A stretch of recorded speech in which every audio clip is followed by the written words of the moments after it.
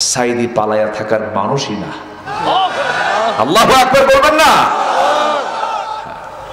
উনি বললেন, আমার ভক্ত অনুরাগী, আমার দলের কর্মীরা মায়ের খাবে আর আমি পালায়া থাকবো, এই চরিত্র সাইদি? অসম্ভব।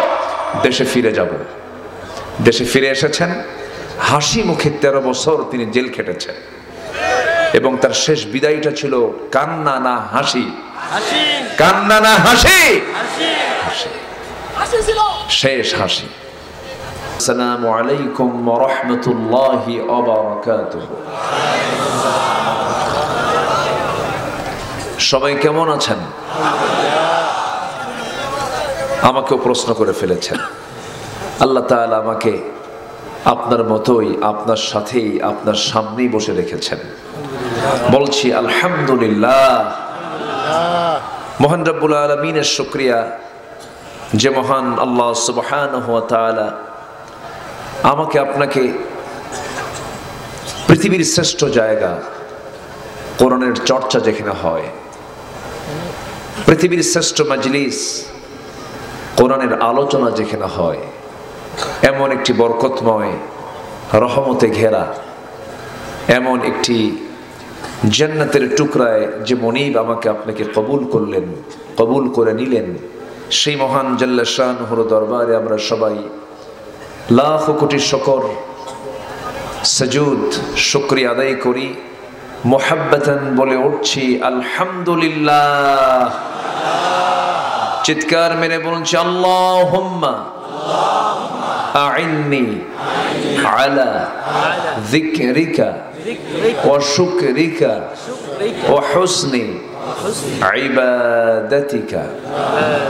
সবাই বলি আল্লাহুম্মা লাকা আসলামতু ওয়া বিকা আমানতু ওয়া আলাইকা তাওয়াক্কালতু ওয়া ইলাইকা আনাবতু ওয়া বিকা খাসামতু। আমরা আল্লাহ তাআলার শুকর আদায় করে নিলাম। সম্মানিত ভাই সব, আমার পূর্বে অনেক মেহমান কথা বলেছেন। শেষ ক্লাসে কিছু ভাঙ্গাচোরা কিছু কথা বলতে এসেছি। আমাকে সময় দেওয়া যাবে তো? সবাই সময় দিতে রাজি আছেন? দোয়ার আগে না দোয়া পর্যন্ত থাকবেন তো? এটা রাত বেশি হয়েছে, এই জন্য বলে নিলাম। আমরা শেষ কাজ, আমরা এখান থেকে দোয়া করে আমরা আল্লাহর কাছে চাওয়া, আল্লাহ যেন আমাদেরকে নিরাপদে বাড়ি পর্যন্ত ফিরে যাওয়ার তৌফিক দান করেন। আমিন। জোরে বলি আল্লাহুম্মা আমিন। সম্মানিত উপস্থিতি, আমি ভূমিকায় না গিয়ে সোজা আলোচনার দিকে চলে যাই, মূল আয়াতের দিকে যাচ্ছি। সূরা আলে ইমরানের আমি দুটো আয়াত আমি তেলাওয়াত করেছি শেষ দিক থেকে। এই দুটি আয়াতকে সামনে রেখে কিছু কথা আমি বলতে চাই। একটা মহাসত্য, সেটা হলো নাস্তিক আল্লাহকে মানে না, বিশ্বাস করে না, কিন্তু পৃথিবীতে কোনো মানুষ নাই যে মৃত্যুকে বিশ্বাস করে না। মৃত্যুর প্রতি বিশ্বাস সবার আছে না নাই? হয়তো মৃত্যু পরবর্তী আখিরাত নিয়ে অনেকে হাসি তামাশা করে, অনেকে এগুলো মোল্লাদের কথা বলে চালিয়ে দেয়, অনেক কথাই বলে, কিন্তু মরতে হবে, এটা চিরন্তন মহাসত্য। পৃথিবীর সব মানুষ এটাকে মানতে বাধ্য। আল্লাহ তাআলা এখানে আয়াতটা শুরু করেছেন সূরা আলে ইমরানের 185 নম্বর আয়াতের শুরুতে, এটা দিয়ে শুরু করেছেন। প্রত্যেক মানুষকে তার মৃত্যুর স্বাদ পেতে হবে। মৃত্যুর যে স্বাদ, মৃত্যুর যে একটা যন্ত্রণা, একটা অপারেশন সবার জীবনে আছে না নাই বলেন তো? আছে। Everybody must be face. প্রত্যেকটা মানুষকেই এটার মুখোমুখি হতে হবে, কোনো সন্দেহ নেই। আল্লাহ তাআলা এই কথাটা বলি আবার বলছেন সফল কারা, আবার বলছেন দুনিয়াটা কেমন, দুনিয়াটা কি ধরনের, আর তোমরা ভাবো এটাকে কি ধরনের।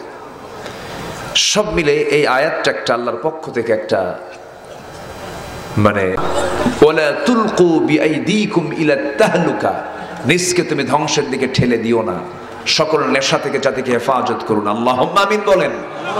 যুবকরা সকল প্রকার বদভ্যাস থেকে নিজেকে মুক্ত রাখো। স্মার্ট ডিভাইস আসক্তি, মোবাইল কিন্তু একটা আসক্তি, কিন্তু ঘন্টার পর ঘন্টা বাজে সময় নষ্ট করে এই ডিভাইস।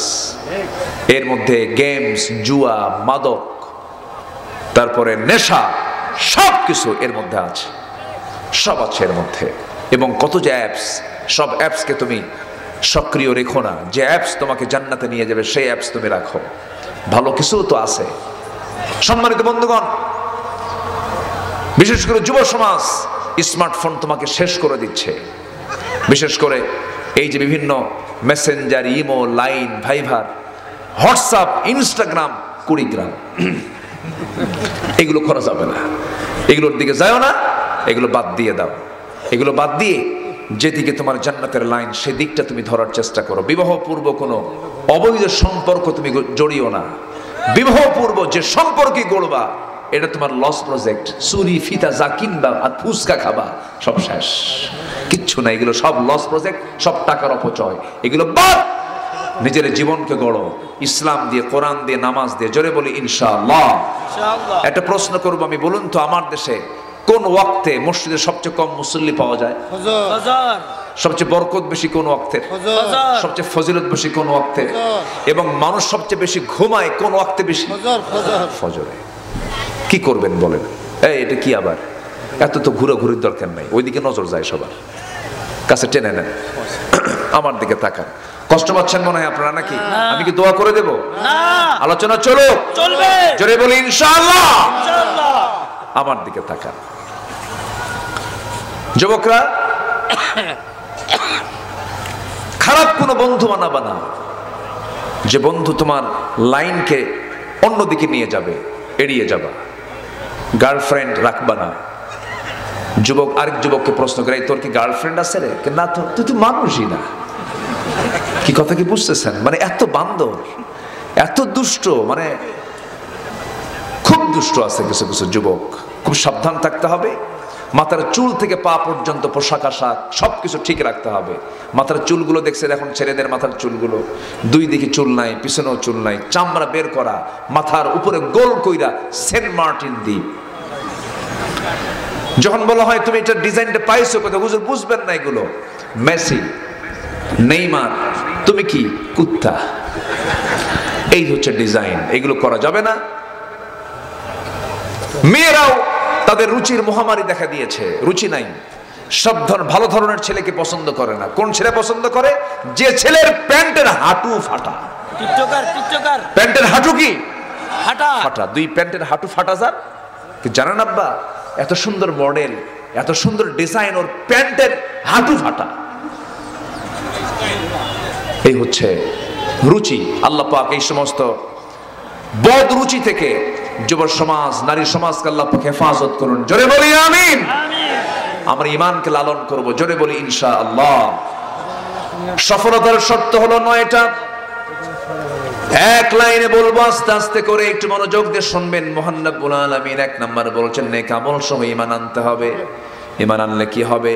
ইন্নাল্লাযীনা আমানু ওয়া আমিলুস সালিহাতি লাহুম জান্নাতুন তাজরি মিন তাহতিহাল আনহার যালিকাল ফাওজুল কাবীর। জোরে বলুন আল্লাহু আকবার।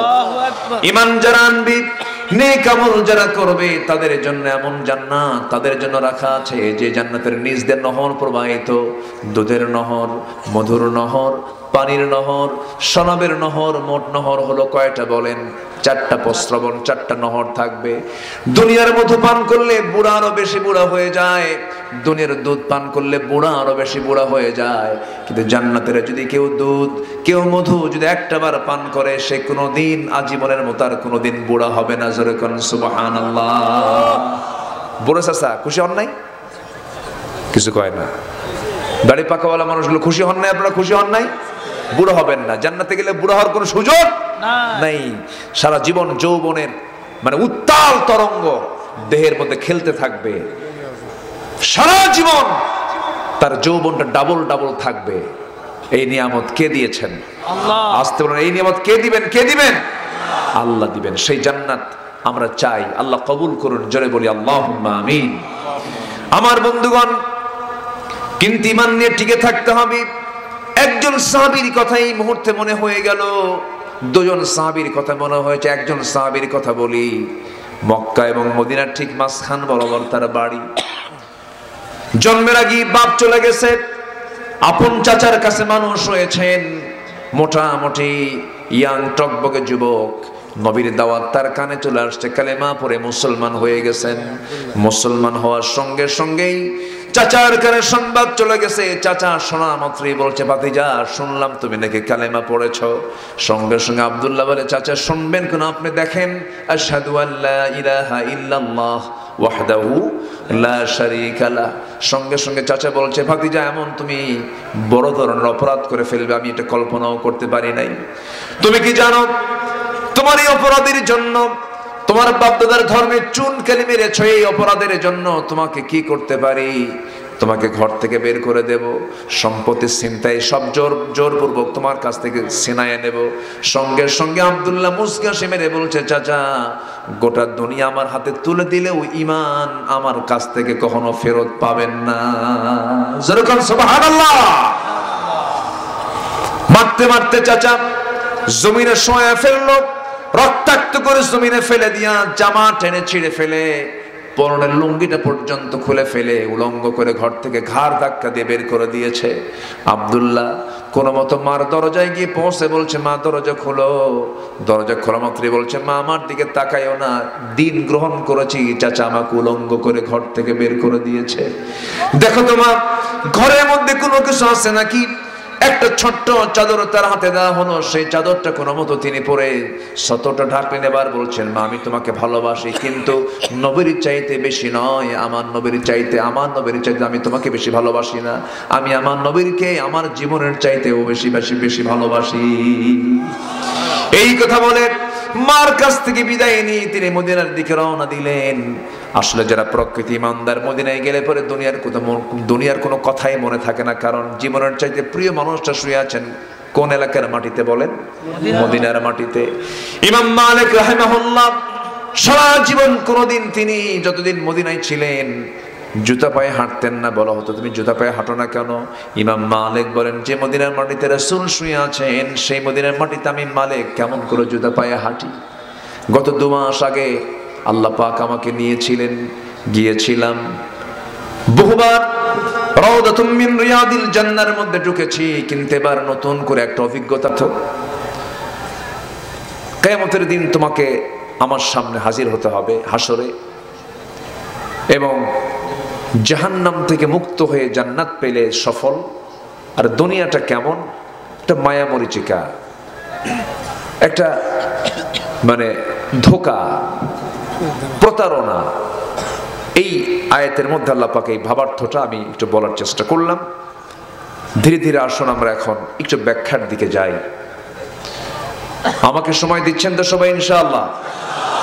আমরা যে কিতাব নিয়ে বসেছি এটা তো দরিয়া, এটা অথই একটা সাগর। দুনিয়ার সাগরের একটা কুল কিনারা আছে, পাওয়া যায়, যদিও একদম গভীরতা কম নয়। হিমালয় সবাই দেখেননি মনে হয়, দেখেছেন কি সবাই হিমালয়? সবাই দেখেননি, কিন্তু হিমালয়ের সাথেই কিন্তু আপনাদের বাড়ি বলা চলে।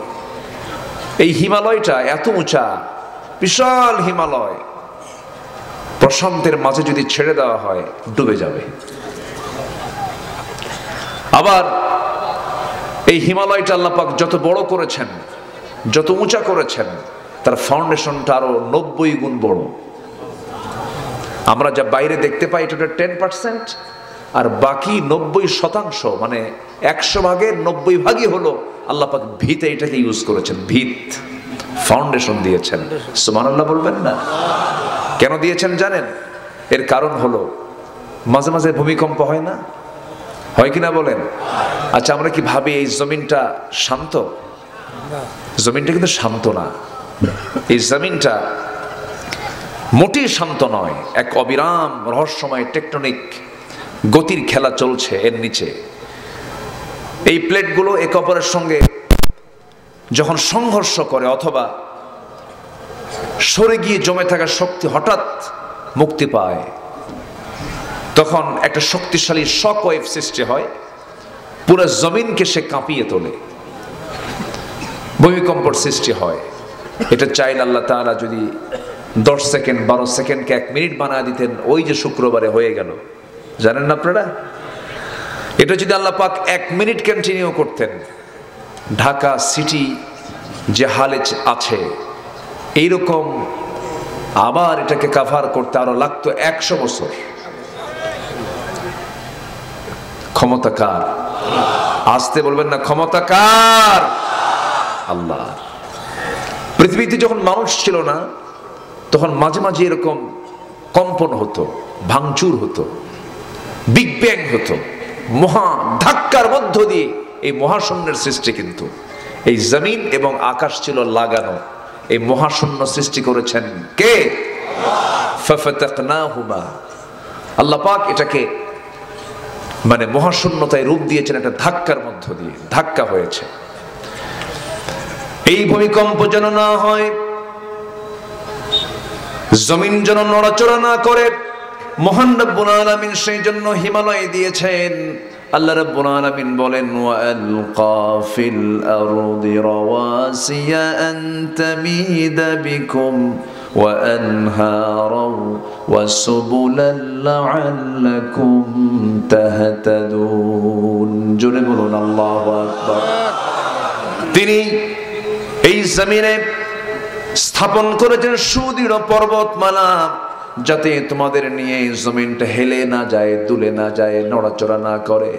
আল্লাহ রাব্বুল আলামিন আরেক জায়গায় বলছেন, ওয়াল জিবালা আওতাদা।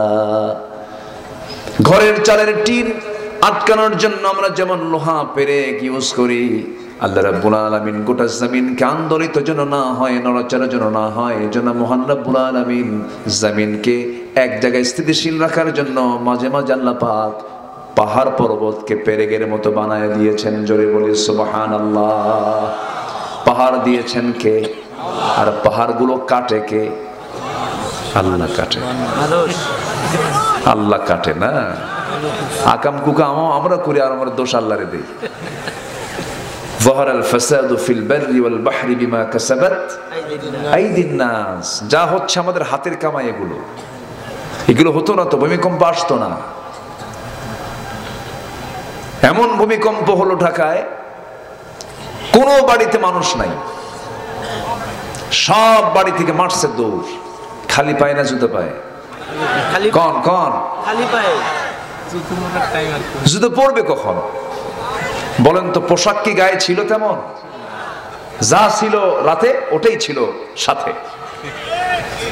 ফজর তার পরে নাই, বোঝেন নাই? যা ছিল কি রাতে কি তাই গেছে এক দৌড়ে। কেউ লিফট দিয়ে, কেউ সিঁড়ি দিয়ে, কেমনে বিল্ডিং থেকে শুধু সরতে পারলে বাসে। বাইরে রাস্তায় দাঁড়ায় আছে, কার ভয়ে? আল্লাহর ভয়ে। কি কয় এগুলো সব? আল্লাহর ভয় বের হইছে। কার ভয়ে? মরার ভয়। কিসের ভয় বলেন? মরার ভয়। মরবো না। আচ্ছা, জান্নাত কি মরার আগে পাওয়া যাবে না পরে পাওয়া যাবে? তাহলে মরবেন না। আমাদের আসল কামনা কি পাওয়া বলেন তো? বলেন আসল কামনা কি? জান্নাত। জান্নাত পেতে হলে তো মরার আগে পাওয়া যাবে না, মরতে হবে। যাদের জান্নাতের লোভ খুব মাত্রায় আছে, খুব মাত্রা, যাদের জান্নাত পাওয়ার আকাঙ্ক্ষা যাদের খুব তীব্র থেকে তীব্রতর, সে মৃত্যুই চায়। সে কি চায়? মৃত্যুই চায়। আল্লাহ তোমার কাছে যেতে চাই আমি, যেমন করে চেয়েছেন আসিয়া আলাইহিস সালাতু ওয়াস সালাম। তিনি আল্লাহর কাছে একটা দোয়া করেছেন, সেই দোয়া মহান রব্বুল আলামিন কোরআনে কোট করে দিয়েছেন। 4000 বছর আগের কাহিনী। আসিয়া আলাইহিস সালাতু ওয়াস সালামকে যখন তার স্বামী গ্রেফতার করে হত্যার চূড়ান্ত সিদ্ধান্ত নিয়েছে, বলছে আসিয়া আলটিমেটাম দিলাম তোমাকে, চূড়ান্ত তোমাকে জানিয়ে দিচ্ছি, কি করবা বলো? আসিয়া বলছেন, স্বামী আমার, আমি আপনাকে সম্মান করি, শ্রদ্ধা করি, আমি আপনাকে অত্যন্ত সম্মান দিয়ে বলছি, আপনি আমার স্বামী হন, আপনি পরিচালক, কিন্তু আপনি দিনের ব্যাপারে যে কথাটা আপনি আমাকে বলতে চাচ্ছেন, এই দিনটা আমি কখনো ছাড়তে পারবো না, কারণ দিন তো কারো নয়, দিন একমাত্র কার। সঙ্গে সঙ্গে জান্নাত রেডি হয়ে গেল, করাত তার কপালে লাগায় দেওয়া হলো। এমন সময় তিনি আল্লাহর সামনে দোয়া করছেন, রব্বি বিনিলি ইনদাকা বাইতান ফিল জান্নাতি ওয়া নাজ্জিনি মিন ফিরআউনা ওয়া আমালিহি। আল্লাহ, তুমি আমার জন্য বানায় দিবা একটা ঘর। কয়টা ঘর বলেন? জান্নাতে তো একটা ঘর থাকবে না, তিনি চাচ্ছেন একটা ঘর। একটা ঘর তুমি আমাকে আমার জন্য বানায় দিবা, কিন্তু সেই ঘরটা হওয়া চাই ইনদাকা, তোমার কাছে, তোমার ঘরের দেওয়ালের সাথে, ফিল জান্নাত, জান্নাতের মধ্যে, ওয়ানাজ্জিনি মিন ফিরআউনা ওয়া আমালিহি, এবং ফিরআউনের চক্রান্ত থেকে এবং তার অপকর্ম থেকে তুমি আল্লাহ আমাকে বাঁচায় দাও, আমি মরে যেন তোমার ঘরের সাথে যেন জান্নাতের একটা ঘর পাই। যেরকম সুবহানাল্লাহ। ইমানদারের মৃত্যু নিয়ে কোনো ভয়, আজ থেকে মৃত্যু নিয়ে কোনো ভয় নাই। কিন্তু নাস্তিক খুব ভয় করে। নাস্তিক কি করে? ও মরতে চায় না, তো ও তো পরকাল মানেই না, ও মরতে, ও তো ভাবতেছে এটাই শুরু, এটাই শেষ। কিন্তু ইমানদার কি তা ভাবে? ইমানদার ভাবে দুনিয়া তো তুচ্ছ, দুনিয়া পার হবে, কিন্তু আখিরাতকে আমার অবশ্যই অর্জন করতেই হবে। জান কি ইলেকট্রিক্যাল একটু প্রবলেম হচ্ছে, মনে হয় ঠিক হয়ে যাবে ইনশাআল্লাহ। আমাকে দেখতে পাচ্ছেন না সবাই? কিন্তু আমার প্রবলেম হচ্ছে, আমি যেন দেখতে পাই, একটু দ্রুত ঠিক করার চেষ্টা করব। আমার বন্ধুগণ, এই দুনিয়া ছেড়ে সবাই চলে যাব। কোথায় আপনি পালাবেন? কোথায় আপনি যাবেন? ইয়া মা'শারাল জিন্নি ওয়াল ইনসি ইন ইসতাতা'তুম আন তানফুযু মিন আকতারিস সামাওয়াতি ওয়াল আরদ ফানফুযু লা তানফুযুনা ইল্লা বিসুলতান। ঠোঁট মিলিয়ে আমার সঙ্গে বলুন, فبأي آلاء ربكما تكذبان। জোরে বলুন আল্লাহু আকবার। হে দুনিয়ার জিনেরা, ইনসানেরা, এই দুনিয়া থেকে বের হয়ে কোথায় যাবে তুমি? কোথায় তুমি পালাবে? পালানোর কোনো জায়গা তোমার জন্য নাই, আমার কাছেই তোমাকে ফিরে আসতে হবে, আমার কাছেই তোমাকে ধর্ণা দিতে হবে। ও বান্দা, অতএব সকল গোলামি বাদ দিয়ে, সকল তন্ত্র মন্ত্র ইসমকে বাদ দিয়ে তুমি আমার দিকে ফিরে আসো, তুমি প্রশান্ত চিত্তের অধিকারী হও। ইয়া আইয়াতুহান নাফসুল মুতমাইন্নাতু রজিই ইলা রাব্বিকি রাদিয়াতাম মারদিয়াহ ফাদখুলি ফি ইবাদি ওয়াদখুলি জান্নাতি। আমার বান্দা হয়ে যাও, আমার জান্নাতে দাখিল হয়ে যাও। কেউ তোমাকে বাধা দেবে না, কেউ তোমাকে বাধা দিয়ে আটকাতে পারবে না, কারণ ঈমান আছে যার, জান্নাত আছে তার। জোরে কোন সুবহানাল্লাহ। ঈমান নাই যার, জান্নাত নাই তার। সে যদি নবীর বাপ হয় তাও নাই, নবীর ছেলে হয় তাও নাই। নবীর বাপ হয়ে যদি জান্নাত পেয়ে যেত, তাহলে আজর তো জান্নাত পেয়ে যেত। নবীর সন্তান হয়ে যদি জান্নাত পাওয়া যেত, তাহলে কেনান জান্নাত পেয়ে যেত। নবীর বউ হয়ে যদি জান্নাত পেয়ে যেত, লূত আলাইহিস সালামের স্ত্রী ইমরাত লূত জান্নাত পেয়ে যেত। বউ হয়ে লাভ নাই, বাবা হয়ে লাভ নাই, নবীর সন্তান হয়েও লাভ নাই, বংশের কৈরণ্য দেখিও কোনো লাভ নাই, বংশগত কোনো পরিচয় দিয়ে জান্নাত পাওয়া যাবে না। জান্নাত পাওয়ার জন্য এগুলো কোনো শর্ত নয়। জান্নাত পাওয়ার জন্য হলো, আল্লাহ রাব্বুল আলামিন বলছেন, ইন্না খালাকনাকুম মিন যাকারিন ওয়া উনসা ওয়া জাআলনাকুম শুউবান ওয়া ক্বাবাইলা লিতাআরাফু ইন্না আকরামাকুম ইনদাল্লাহি আতকাকুম, জোরে বলুন আল্লাহু আকবার। তোমাদের মধ্যে সেই লোকটাই সবচেয়ে বেশি দামি, যে বান্দা নাকি আমি আল্লাহ আমাকে বেশি ভয় করে, আমাকে বেশি সম্মান করে, আমি তাকে সবচেয়ে সম্মান তাকে দান করেছি। আল্লাহর কাছে ব্যক্তি সবচেয়ে সম্মানিত যে আল্লাহকে বেশি ভয় করে। আমরা সবচেয়ে বেশি ভয় করব কাকে? আসতে বলবেন না, কাকে কাকে কাকে? আমাদের কোনো ভয় নাই, কে ছাড়া? আল্লাহ ছাড়া। হায়রে কি ভয় দেখালো 16 বছর, কই ভয় দেখায় নিজেই নাই, বলল খেলা হবে, ওইগুলো তো আগেই পালাইছে। কি ঠিক কিনা বলেন? জুলুমের কাছে কোনো ক্ষমতা কোনো শক্তি টিকে না, সব শেষ করে দেন। কে শেষ করে দেন? আজ তো কে শেষ করে দেন? আল্লাহ শেষ করে দেন। আমার বন্ধুগণ, এই জন্য জুলুম করব না, শিরকের কাজে যাব না, বেদাত করব না, হারামকে হারাম বলবো, হালালকে হালাল বলবো। ওয়া হালালতুল হালাল ওয়া হারামতুল হারাম ওয়া লাম আযিদ আলা যালিকা শাইআন। হে রাসূল, আমি যদি 5 ওয়াক্ত নামাজ পড়ি, রমজান মাসে রোজা রাখি, হালালকে হালাল জানি, হারামকে হারাম জেনে হারামকে বর্জন করে হালালকে গ্রহণ করি, আদখুলুল জান্নাত ইয়া রাসূলুল্লাহ, আমি কি জান্নাত পাবো না কে রাসূল? আমার রাসূল মুস্কি হাসি মেরে বললেন, এই সাহাবী জান্নাতি। যেরকম সুবহানাল্লাহ। কয়টা কাজ বলেন? 4টা কাজ। কিন্তু এই 4টা কাজের ভিতরে গোটা জীবন নিহিত। হালালকে হালাল জেনে হালালকে গ্রহণ করা, হারামকে হারাম জেনে হারামকে বর্জন করা, এটা কি ছোটখাটো কাজ নাকি? বিশাল বড় কাজের মধ্যে গোটা জীবন লুকানো আছে। আমার বন্ধুগণ, সফল হওয়ার জন্য আমরা জাহান্নাম থেকে মুক্ত হয়ে জান্নাতে যেতে চাই, এর জন্য কিছু সফলতার শর্ত আছে। এই শর্তগুলো আজকে আমরা একটা একটা করে শুনবো। জোরে বলি ইনশাআল্লাহ, আরো জোরে বলি ইনশাআল্লাহ।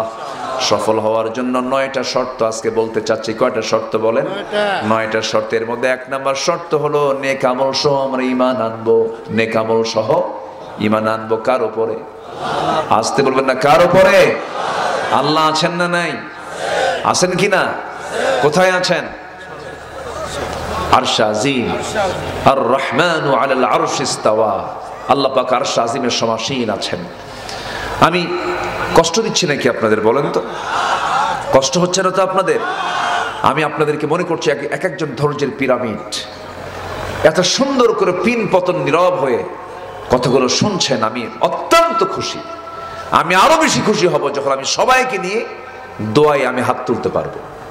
কেউ উঠবেন না, জোরে বলি ইনশাআল্লাহ। আমি আসতে একটু দেরি করে ফেলেছি, রাস্তা ফুরায় না তো।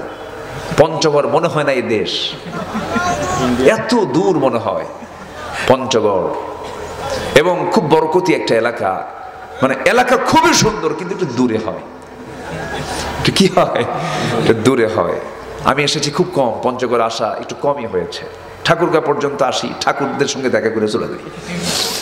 তো সম্মানিত ভাইয়েরা, আমরা এই নেক আমল সহ আমরা ঈমান আনবো। জোরে বলি ইনশাআল্লাহ। ঈমান আছে আমল নেই, কাজ হবে? ঈমান আছে আমল নেই, কাজ হবে? হবে না।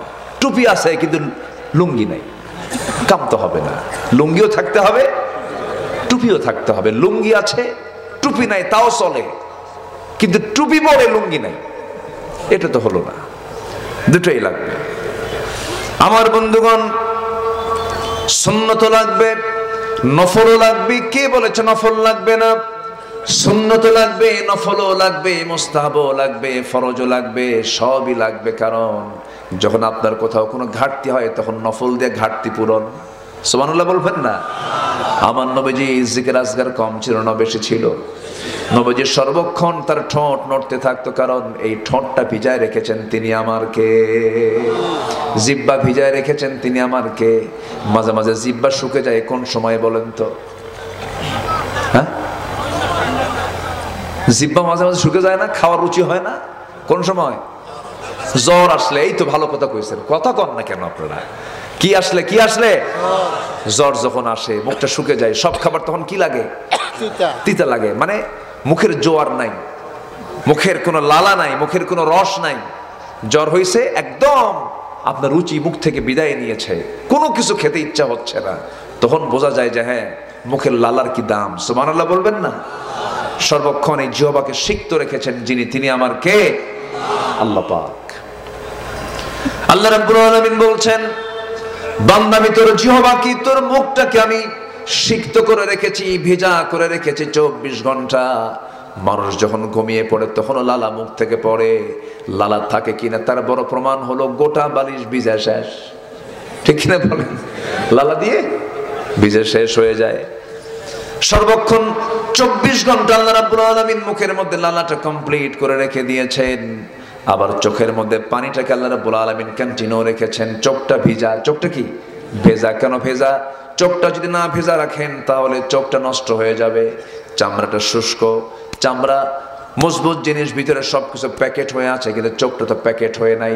এই চোখটাকে ঠিক রাখার জন্য, জীবাণু মুক্ত রাখার জন্য মহান রব্বুল আলামিন আমার আপনার চোখের পানি মিঠা না করে লবণ করে দিয়েছেন। যেরকম সুবহানাল্লাহ।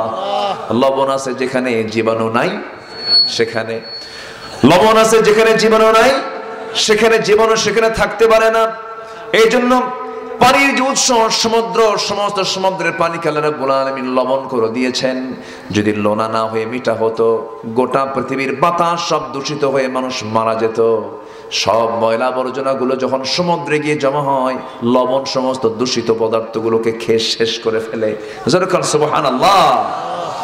আল্লাহ রাব্বুল আলামিন বান্দার চোখের পানি কি লবণ করেছেন, মুখের লালাকে কি স্বাদ করেছেন বলেন? মুখের লালা কেমন লাগে? মুখের লালার স্বাদ কেমন? কন না একটু কন। হ্যাঁ, কোন স্বাদ আছে? আস্তে, কোন স্বাদ আছে? যেটা স্বাদ নয় সেটা কি বলে এলাকায়? হ্যাঁ হ্যাঁ, পাইনসা। এই তো, কি লাগে? কি লাগে বলেন? কি লাগে? পাইনসা। স্বাদ ভাই, স্বাধীন করেছেন মুখের লালাকে। এটা না টক না মিষ্টি, কিচ্ছুই না, একটা একটা মানে স্বাধীন লালা। সুবহানাল্লাহ বলবেন না? এটাকে জিরো, এটাকে নিউট্রাল রেখেছেন। নিউট্রাল কেন? খাবার আসবে, স্বাদের চেক হবে। যেরকম সুবহানাল্লাহ। আর যদি মিষ্টি হতো লালা, তাহলে মিষ্টি কি হতো বুঝতে পারতাম না। যদি এটা টক হতো তাহলে আমি কোনো খাবারের স্বাদ সবই টক টক মনে হতো। এই জন্য এটাকে নিউট্রাল রেখে যে খাবারই আসে জিব্বা কয় পুঁটি মাছ, কি মাছ? শোল মাছ, বোয়াল মাছ, কাসকি মাছ, আপেল, কমলা, বেদেনা। এই জিহ্বার ভিতরে এই সিগন্যাল কে দিয়েছেন? আসতে বলবেন না, কে দিয়েছেন? যিনি সিগন্যাল দিলেন সে আল্লাহর নামই মনে থাকে না। খাইয়া কয় ও আল্লাহর নাম নেই নেই, আছে কিনা বলেন? আবার দোয়া, তাও দোয়া আছে, বিসমিল্লাহি আউয়ালাহু ওয়া আখিরাহু, তাও বলে নাও বান্দা, আমি তাও খুশি হব। যেরকম সুবহানাল্লাহ। তাহলে চোখের পানি কি করেছেন বলেন? লবণ করেছেন। মুখের লালাকে আল্লাহ রাব্বুল আলামিন ভটকা করে দিয়েছেন, পানসা করে দিয়েছেন, স্বাধীন করে দিয়েছেন। আবার কানের মধ্যে কিছু ময়লা আছে না নাই? এই ময়লা কেমন? ময়লা কি অকাজের জন্য? এটা ময়লা না। এটাকে ময়লা বললে ভুল হয়ে যাবে। কানের যে ময়লাটা আমরা দেখতে পাই আর অক্স, এটা কোনো ময়লা নয়। এটা কিন্তু এটার স্বাদ হলো তিতা। কেমন লাগে? তিক্ততা। আল্লাহ রাব্বুল আলামিন কানের মধ্যে তিক্ততা দিয়েছেন, এর মধ্যে একটু তিতা তিতা ভাব আছে। কেন? বান্দা যখন ঘুমিয়ে পড়ে কিছু বেতালের কিছু পিঁপড়া যদি কানের মধ্যে ঢুকে যেত, কোনো পিঁপড়া যদি ঢুকেও যায়, যখন ওই কানের মধ্যে যখন তিতা অংশটুকু তার যখন মুখে লেগে যায়, সে চট করে বের হয়ে আসে। আর কানের ময়লা যদি আল্লাহ পাক মিষ্টি বানায় দিতেন, সলিমুদ্দিন ঘুমান শুরু করতো, সব পিঁপড়া কানে জমা হতো। কান ঠিক করবে না, ঘুম পারবে, বড় সমস্যা হয়ে যেত। এই জন্য আল্লাহ রাব্বুল আলামিন কানের সেই ময়লাগুলোকে মিষ্টি করেন নাই, কি করেছেন বলেন? তিতা করেছেন। সুবহানাল্লাহ বলবেন না? খাইছেন কখনো? খান নাই তো, তিতা বুঝবেন, একদিন চেক করে দেখেন। কি কথা কি বুঝতেছেন? আচ্ছা, আল্লাহ তাআলা কানের এই ময়লাকে তিক্ত করে দিয়েছেন। বিয়ারিং যদি জাম লেগে যায়, জং ধরে, তখন কি করে? গিরিজ করে, মোবিল দিয়ে এটাকে বারবার এটাকে পরিষ্কার করে এটাকে জং মুক্ত করে ফেলে। আল্লাহ পাক কানকে পরিষ্কার রাখার জন্য কানের ময়লা দিয়েছেন। এটা গিরিজ। আল্লাহু আকবার বলেন। আল্লাহু আকবার। আল্লাহ কি দেননি বলেন? আলাম নাজআল লাহু আইনাইন ওয়া লিসানান ওয়া শাফাতাইন ওয়া হাদাইনাহু নাজদাইন আল্লাযী খালাকাকা ফাসাওয়াকা ফাআদালাক ফি আইয়ি সূরাতিন মা শাআ রাক্কাবাক। আল্লাহু আকবার বলেন। চোখ প্রত্যেকদিন 1 মিলিলিটার পানি চোখ থেকে নির্গত হয়। কে দিয়েছেন? প্রতি মিনিটে 15 থেকে 20 বার চোখের পলক ফেলে। সুবহানাল্লাহ বলবেন না? সুবহানাল্লাহ বলবেন না? এটা কি আমার ইচ্ছায় ফেলে না আল্লাহ ফেলে দেন? প্রতি মিনিটে 15 থেকে 20 বার। এটা হচ্ছে চোখের ওয়াইফার। চোখের ময়লাকে কেটে দেয় এই পলক ফেলে ফেলে, ময়লাগুলো দূর করে দেয়। কারণ প্রচুর ধুলা, আমরা দেখতে পাই না, এরকম বহু ধুলা চোখের মধ্যে ঢুকে যায়। রাত্রেবেলা যখন বান্দা ঘুমিয়ে পড়ে, আরো এক্সট্রা করে কিছু অয়েন্টমেন্ট আল্লাহ রাব্বুল আলামিন বান্দার চোখের মধ্যে দিয়ে দেন। বান্দা যখন ঘুম থেকে ওঠে চোখের 2 কোণায় থাকে, কি বলেন ওটার নাম কি এলাকায়? হ্যাঁ, 2 কোণায় সাদা কি? নেবর। নেবর বলে, কেতর বলে, কেতর, পেশুল, পেশুল। আর দেখেন কত নাম, দেখেন ভাষার শেষ নাই। তো এই যে ময়লাগুলো, এটা কি ময়লা না এটা মলম? বলেন ওয়েন্টমেন্ট, মলম। মলম এটা আল্লাহ পাক মেডিসিন দিয়েছেন। সুবহানাল্লাহ বলবেন না? কে দিয়েছেন? আল্লাহ। আসতে বলবেন না? কে দিয়েছেন? আল্লাহ। তাছাড়া চোখ ফুলে মরে যেতাম, চোখ ফুলে জীবাণু হয়ে চোখ অন্ধ হয়ে যেত, পৃথিবী দেখতে পেতাম না। মার পেট থেকে যে চোখ নিয়ে আসি, ওই চোখ নিয়ে কবরে চলে যাই। আল্লাহ পাক 2টা চোখ দিয়েছেন, কিন্তু এটার একদম এত সুন্দর মজবুত করে দিয়েছেন, চতুর্দিকের সব মেডিসিন দিয়ে বান্দার চোখটাকে সেট করে দিয়েছেন। জোরে বলে সুবহানাল্লাহ। কার অবদান? আসতে বলবেন না? কার অবদান? আল্লাহর অবদান। আল্লাহ শুধু মানুষ পালেন না, সব পালেন, সব পালেন। চিন্তা করেন, মশা মানুষকে ভয় পায় না, মানুষ মশাকে ভয় পায়। একটু চিন্তা করে কথাগুলো বলছি, কষ্ট পাচ্ছেন না তো আপনারা? একটু চিন্তার কথা একটু মাথায় নেন। আচ্ছা, মানুষ কি মশা ভয় পায় না মশা মানুষকে ভয় পায়? মশারি কেনে কে? মানুষ। মশারি কেনে মানুষ। মশারির ভিতরে থাকে কে? মানুষ। কার ভয়? মশার ভয়। চিন্তা করা যায়? মানুষ নাকি বিশাল শক্তিশালী, এত পাওয়ার, ঠেকায় কে? আনা রাব্বুকুমুল আলা কইছে না? ফেরাউন কইছে না? নমরুদ কয় আমি আল্লাহরে মারবো, আল্লাহকে মশা পাঠায় দিলাম, যা। ন্যাংরা মশা দিয়ে বিদায় করেছেন তিনি কে? আল্লাহ। মশা। এই মশাটা আমরা যদিও ভাবি যে ছোটখাটো একটা প্রাণী, এটার মধ্যে অনেক কিছু আছে। আল্লাহ পাক আজ থেকে 1500 বছর আগে মশা নিয়ে কথা বলেছেন। সুবহানাল্লাহ বলবেন না? কাফেররা বলল মাযা আরাদাল্লাহু বিহাদা মাসালা, তোমার আল্লাহর কাজ নাই কাম নাই, মশার উদাহরণ কোরআনে দেয়, এটা কোনো কথা হলো নাকি?